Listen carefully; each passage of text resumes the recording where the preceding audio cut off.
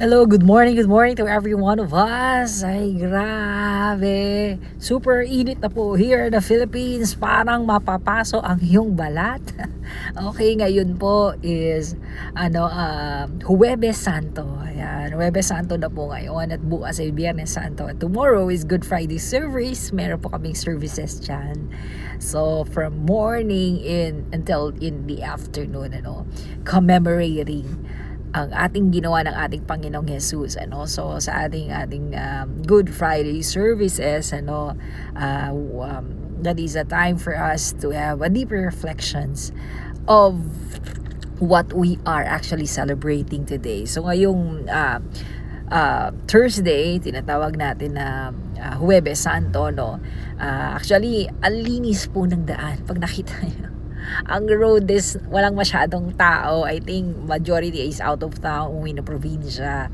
And time kasi na mahaba ang bakasyon, So ito rin yung time nagkakaroon ng mga family reunion, family bonding, So time na medyo chillax, Even we are in the middle of war.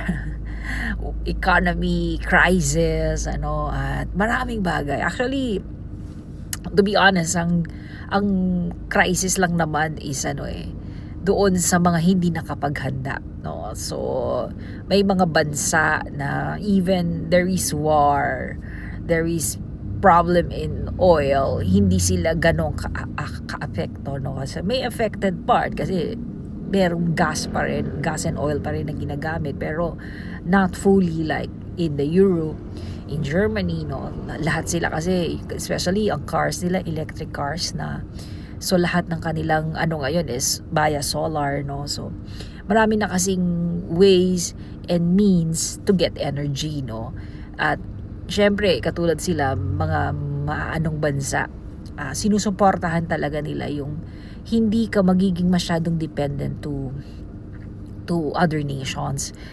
Yung tinatawag natin, kumbaga sa maging self-sufficient, Kasi pag self-sufficient ang isang bansa, dun siya mas nag-grow at yung resources ng bansa mas na ma-maximize. Ibig sabihin, mas lalo itong nabe-benefit ng mga tao, Kasi wala kang binabayaran Kumbaga parang sa isang taong upa ka ng upa, Yung natitira dun ka lang iikot, Kasi kailangan mo yun kundi wala kang matitiran.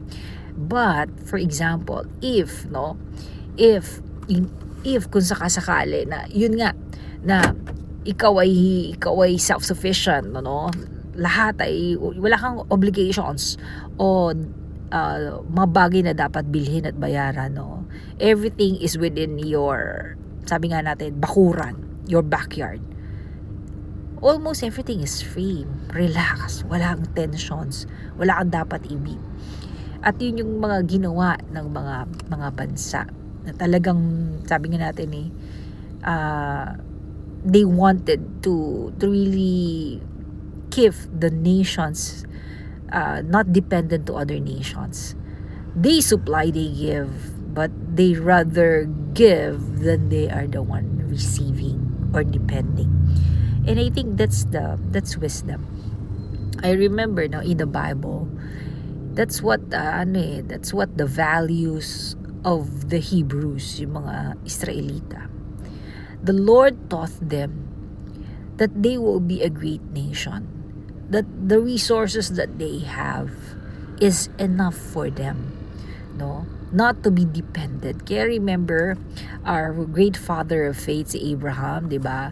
Nung si Abraham, tandaan niyo, nung si Abraham ay nung siya ay bibigyan ng hari, Kasi kumbaga parang napahiya yung hari na to dahil kinuha niya si Sarah. And then when he found out that Sarah is the wife of Abraham, binalik niya ito at hindi lang yung bibigyan niya pa ito ng mga riches. Sabi niya, no, I don't want it. Hindi ko tatanggapin yan.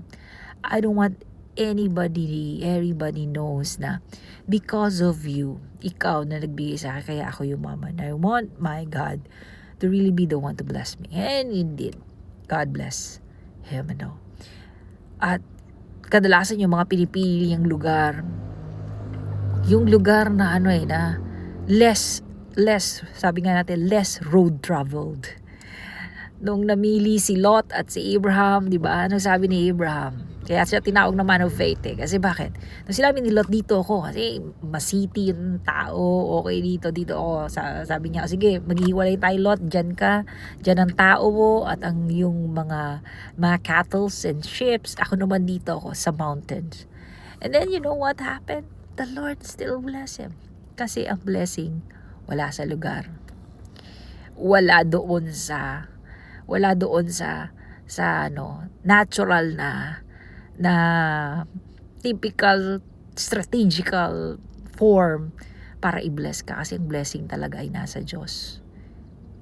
Kahit nasaan ka at kahit anong sitwasyon mo, pag Diyos ang Diyos mo, may blessing. So in the middle of this war ngayon, sabi nga natin Huwebes Santo, let God be God in our life today. Let God be God in even in difficult situation, even to the things that you don't understand, even in the most painful situations that you are in right now. Just say, Lord, be my God. Be my God. So let God be God. He's a good Father. We might not understand His ways, but we must always remember that our God have a good heart. He will always hears and knows our pain. He will always lead us into the direction of His will. It will, yung mga situations natin will mold us, We just have to believe na, Lord, I'll just trust you. I will stop complaining, but I will just trust you. I'll just believe that you will always have good intentions in everything that you brought into my path, give into my life. You always have a purpose. And I believe if we have a heart like that, we'll be able to understand why Abraham was our father of faith, because his dependence is completely on God. And that's what faith is all about. Just trust Him. No question asked. Just trust Him. Amen? Let God be God. Amen? And that's what faith is all about. Amen? So that's why without faith, it's impossible to please God. Sabi nga ng Hebrews 11:6. So in this Huwebes Santo, nawa ang ating pananampalataya ay lumalim. Nawa ang ating pananampalataya ay makita natin na anuman ang ating mga pagdadaanan ay may lahat ito ay may ending. As we trust God, it always have a good results and always a good answer from Him. Amen.